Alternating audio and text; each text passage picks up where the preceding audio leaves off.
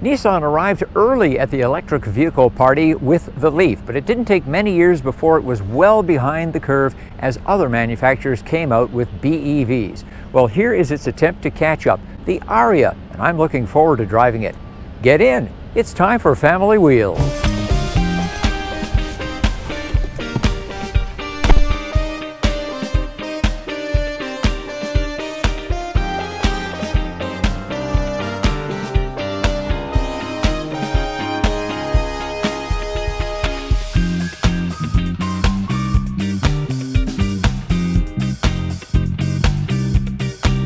Family Wheels is posted first thing Saturday morning, and your likes help make it happen.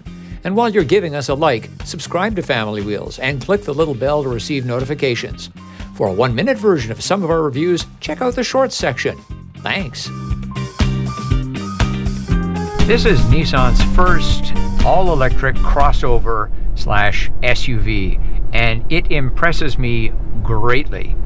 For starters, I love the looks, particularly the front end and the back end, and the creases that carry between the two are just really nice touches. In addition, we have the optional copper-colored paint on this car with the black roof, and it is just gorgeous. The inside design is very good. I'd put it one notch below excellent. We have primarily a really good riding position. It's quite high up. Another design positive, 2 screens inside one frame. Another feature that is different from other manufacturers is this protrusion from the lower part of the dash with the start-stop button, as well as some of the HVAC controls and the volume and on-off switch. The materials here and in the center console, it's plastic with a wood grain finish, here done in black, and it just looks cheap. More successful, the upper finishes of the dashboard along the doors, ultra suede, or some call it mouse fur, and then beyond that, it's just plastic. With the 2-motor all-wheel drive version of the Ariya, we have close to 400 horsepower, so let's take it up one of Vancouver's steeper hills and see what the pep is like. Really sure-footed, a ton of torque on the takeoff, very satisfying. If you've not driven a battery electric vehicle before, try it out, even if you're not thinking of buying one.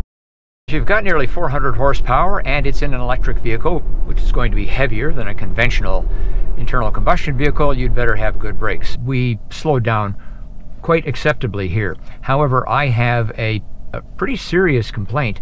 It's the feel of the pedal, and that's important to a lot of drivers. And here, it is mushy and variable. Sometimes the pedal will be appropriately hard, but oftentimes it will be quite mushy, and that can be disconcerting. How's the handling? It's actually pretty good in regular driving. It tends to bias the front wheels over the rear. Regardless of what mode you're in, when you really hit the accelerator, it goes to a rear bias on the torque. Either way, I think this vehicle turns well, as they used to say. Let's take the Ariya down our neighborhood bumpy road and see how it handles the bumps and potholes and speed bumps and such. It's a nice quiet ride. It is a smooth ride. Our review vehicle here is the top spec. It is the, let's see if I got this right, Nissan Ariya Platinum Plus E-Force. That's small e dash numeral 4 ORCE. Quite a mouthful. But all you really need to know is that this is a full load. The panoramic moonroof, heated and ventilated seats, great option to have, Bose audio system, and plenty more.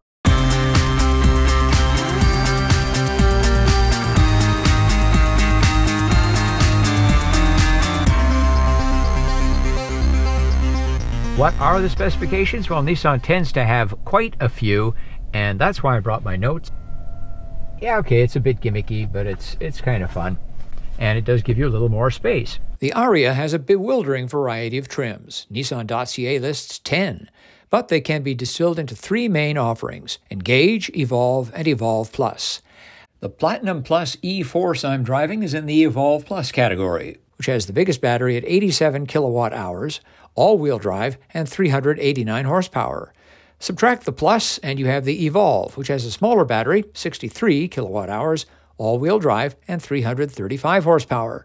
The base version is the Engage, with the same 63 kilowatt hour battery, but only front-wheel drive and 214 horsepower. On the issue of charging times, 0 to 100%, 14 hours, and that's on level 2. 80% at 130 kilowatts, which is going to be a public DC charger, 40 minutes. 90 minutes to go to 80% on a 50 kilowatt charger. When you're using level 2 charging, that onboard charger that does that work on this vehicle is capable of accepting 7.2 kilowatts. And these days, chargers can be 10, 11 kilowatts or so. Several other manufacturers' onboard chargers, they too are in the 10 to 11 kilowatt area.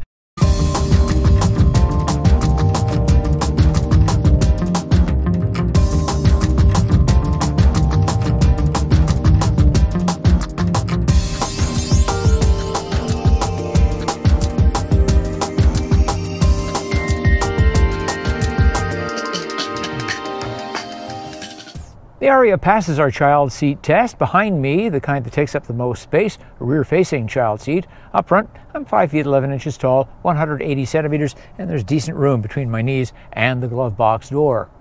There's plenty of room for adults in the back seat of the Ariya. However, I do note that the bottom of the front seats is pretty low. I can kind of shove my feet under there, but it's a bit of a tight fit. As far as niceties go back here, the seats do not adjust for rake. However, they are heated. We also have one Type A and one Type C USB port back here, and of course, the beautiful panoramic moonroof.